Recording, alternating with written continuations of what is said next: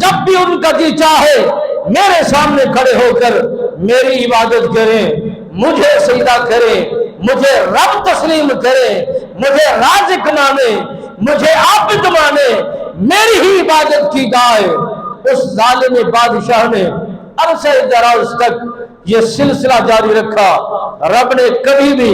اس کو تکلیف نہیں دی، امتحان میں نہیں اتارا، مہلت ملتی رہی، سہولت ملتی رہی، مہیا وقت ہوتا رہا۔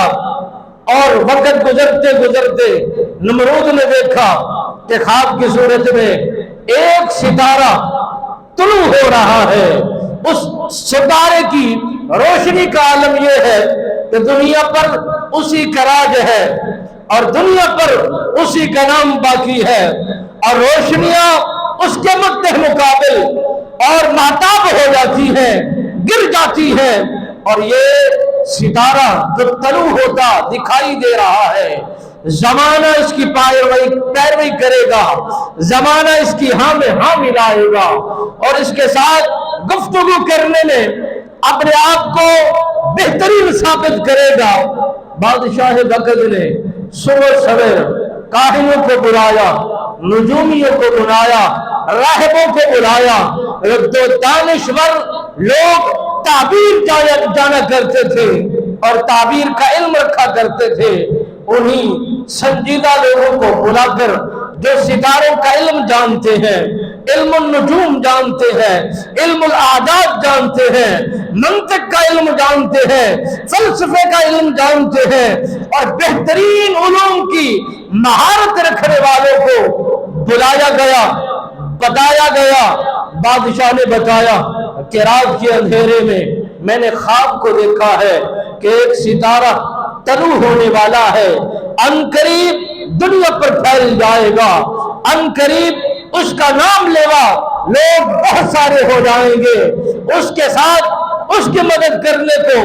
بہت ساری کثیر تعداد ہم پیالہ ہم نوالا ہو جائے گی۔ تو ان نجوموں نے بتایا کہ بادشاہ وقت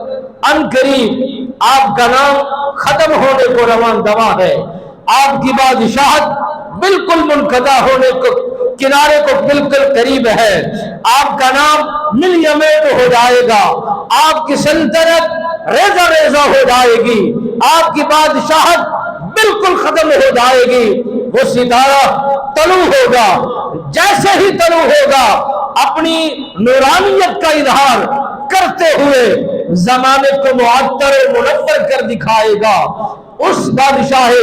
وقت نمرود نے پوچھنا چاہا وہ ستارہ کیسے ہوگا، کہاں پر ہوگا، معاملات کیا ہے، اور اس کا ظہور کہاں پر ہوگا، اور پھر کس خطے میں اس نے جنم لینا ہے۔ نجومیوں نے بتلایا کہ اے بادشاہ وقت، عراق کی اس سرزمین پر اور شہر بابل کے اس خطے کے اندر، شہر عراق کے اندر وہ جنم لے گا، آ کر تیری بادشاہت کو ختم کرے گا۔ اس نے چاہا منصوبہ بندی ہو جائے، آج کے بعد کسی کے ہاں کوئی بیٹا پیدا ہوتا ہے اسے قتل کر دیا جائے، اس کی گردن سر تن سے جدا کر دی جائے، اور ان کو یہاں تک نہ پہنچنے دیا جائے، تاکہ نہ بچہ ہوگا، نہ بچہ پیدا ہوگا، نہ ہی میری بادشاہت کو نقصان